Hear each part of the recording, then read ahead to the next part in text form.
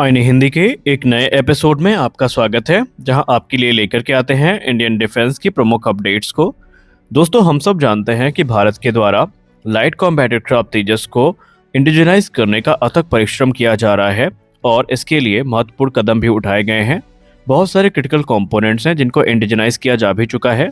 लेकिन कुछ critical component ऐसे हैं जिनको डेवलप करना इतना आसान नहीं है। हालांकि भारत के द्वारा प्रयास किया जा रहा है, लेकिन उनकी कॉम्प्लेक्स टेक्नोलॉजीज के चलते ये माना जा रहा है कि उस प्रयास को पूरा होने में अभी कुछ समय लग सकता है। और इन्हीं क्रिटिकल कंपोनेंट और सिस्टम में से सबसे इम्पॉर्टेंट है इजेक्शन सीट। आपने सुना होगा कि भारत के जो फाइटर जेट हैं, इनमें अधिकतर मार्टिन बेकर की जो इजेक्शन सीट है ये इस्तेमाल करी जाती है। और आने वाले भविष्य में जो हमारे फ्यूचर के प्रोग्राम हैं, जिनमें तेजस मार्क 2, एमका जैसे प्रोजेक्ट शामिल हैं, तो उनमें भी यही इजेक्शन सीट इस्तेमाल करी जानी है। अब आने वाले 20 वर्षों में भारत तकरीबन 500 के आसपास जो फाइटर जेट्स हैं, इनका निर्माण करने वाला है, जो कि भारतीय वायुसेना की सर्विस में बने रहेंगे। तो ऐसे में भारत ये चाहता है कि इन इजेक्शन सीट को इंपोर्ट करने से अच्छा है कि इनके मैन्युफैक्चरर से बात करी जाए और इनका जो प्रोडक्शन लाइन है भारत में ही इस्टेब्लिश की जाए, ताकि भारत की ज़रूरत पूरा हो। और भारत का ये ऑफर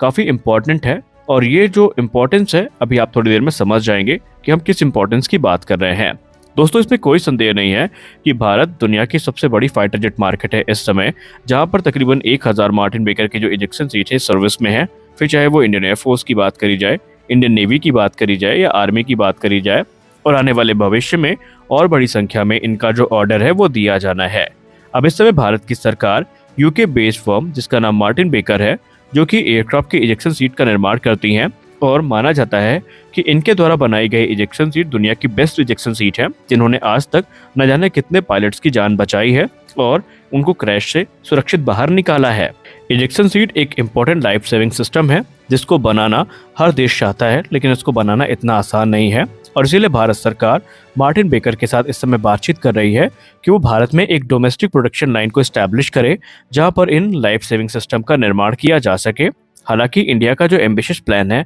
वो इसलिए भी इम्पोर्टेंट है क्योंकि आने वाले 20 वर्षों में हम 500 के आसपास जो फाइटर जेट हैं उनको यूज़ करेंगे, और उनमें अलग अलग प्रकार की जो इजेक्शन सीट्स हैं ये इस्तेमाल करी जानी है। ये जो सीट है ये पायलट की सेफ्टी को इंश्योर करने के लिए इमरजेंसी के दौरान काफ़ी महत्वपूर्ण मानी जाती है, और इस समय भारत इनको इम्पोर्ट करता है। अलग अलग वेरिएंट्स इस्तेमाल किए जा रहे हैं इस इजेक्शन सीट के, जैसे कि मार्क 4, मार्क 9, मार्क 10 और मार्क 16, और इनको क्रमशः भारतीय वायुसेना के HJ-316, जैगुआर, मिराज 2000, हॉक और राफेल फाइटर्स में इस्तेमाल किया जाता है। इसके अलावा लाइट कॉम्बैट एयरक्राफ्ट तेजस में भी इन्हीं इजेक्शन सीट का इस्तेमाल किया जाता है। आने वाले प्रोग्राम्स की बात करें तो भारतीय वायुसेना का तेजस मार्क 2 प्रोग्राम, जो कि तकरीबन 200 से ज़्यादा की संख्या में भारतीय वायुसेना के द्वारा खरीदे जाएंगे, उन सभी में मार्टिन बेकर की ही इजेक्शन सीट इस्तेमाल करी जाएगी। इसके अलावा STT-40 जो कि बेसिक ट्रेनर एयरक्राफ्ट है, जिनका हाल ही में एक बड़ा ऑर्डर प्लेस किया गया है, उन सभी में मार्टिन बेकर की ही इजेक्शन सीट इस्तेमाल करी जानी है। ट्विन इंजन डिग बेस्ड फाइटर जिनकी संख्या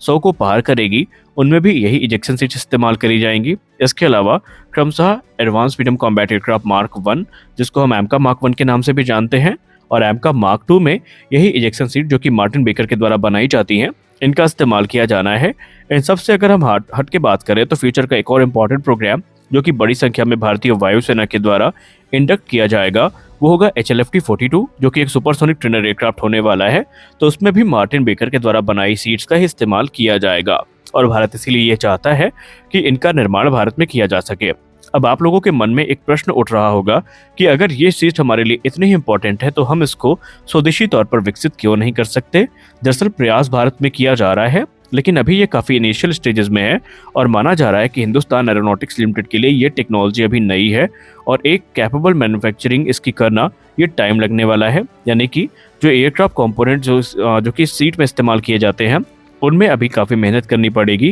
भारत के पास एक्सपीरियंस की कमी है इस प्रकार के कॉम्प्लेक्स इजेक्शन सीट सिस्टम को विकसित करने की। हालांकि हम कर ज़रूर लेंगे, लेकिन तब तक हमें मार्टिन बेकर की जो इजेक्शन सीट है इन पर डिपेंडेंट रहना पड़ेगा, और भारत इसीलिए ये चाहता है कि जो प्रोडक्शन लाइन है ये भारत में इस्टेब्लिश करी जाए, ताकि भारत को ये जो कटिंग एज टेक्नोलॉजी है इसका ज्ञान प्राप्त हो, एक्सपर्टीज प्राप्त हो, और भारत भी इस प्रकार की जो इजेक्शन सीट है इनका निर्माण कर सकें। हालांकि ये जो डिसीजन है इजेक्शन सीट के निर्माण का, इसका फायदा सिर्फ भारत को नहीं मिलेगा, बल्कि मार्टिन बेकर को भी इसका फायदा मिलने वाला है। एक बार अगर इसका डोमेस्टिक प्रोडक्शन शुरू कर दिया जाता है प्रोडक्शन लाइन के माध्यम से, तो ये भारत के लिए जो एक जीत है ये तो होगी, लेकिन मार्टिन बेकर के लिए भी ये एक रीजनल हब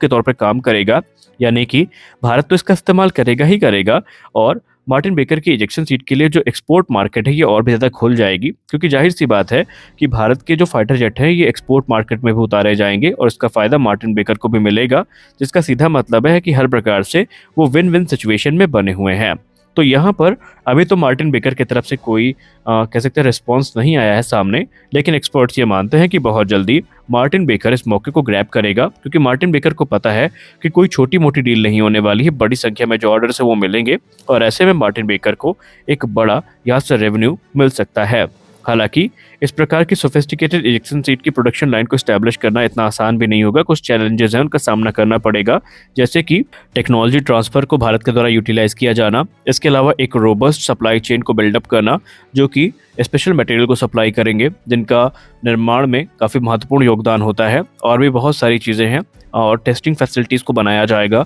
जहां पर इन इजेक्शन सीट्स को टेस्ट किया जाएगा। तो और भी बहुत सारे क्रिटिकल इसका इंफ्रास्ट्रक्चर हैं जिनको भारत में विकसित करना पड़ेगा। अब यहाँ पर भारत का जो प्रयास है वो खुद की इजेक्शन सीट को तो बनाने का है, लेकिन क्योंकि उसमें समय लग सकता है इसलिए मार्टिन बेकर एक बढ़िया ऑप्शन के तौर पर देखी जा रही है। हालांकि आपको बता दें कि मार्टिन बेकर इकलौती कंपनी नहीं है जिसके साथ भारत ने बात करी है। आपको याद होगा जब अर्जेंटीना का केस सामने आया था, जब अर्जेंटीना ने कहा था कि वो ब्रिटिश कंपोनेंट के साथ तेजस को एक्सेप्ट नहीं करेंगे, तो उस दौरान एक रिपोर्ट सामने आई थी कि रूस की जो इजेक्शन सीट है जिनका इस्तेमाल हम सुखोई 30 MKI मिग 29 जैसे प्लेटफॉर्म में करते हैं, उसके निर्माण की बात भारत में करी गई थी, और माना जा रहा था कि भारत को वो जो इजेक्शन सीट है वो रूस देने के लिए तैयार भी हो गया था। तो ऐसा नहीं है कि ऑप्शन के तौर पर सिर्फ मार्टिन बेकर है, लेकिन क्योंकि भारत को बड़ी संख्या में इनका इस्तेमाल करना है तो भारत इस प्रोग्राम का फायदा निसंदेह उठाना चाहता है। और हमने पहले भी यही कहा है कि इस समय भारत का प्रयास ये है, भारत ने एक बहुत बड़ी सबक लिया है कोविड-19 के बाद से,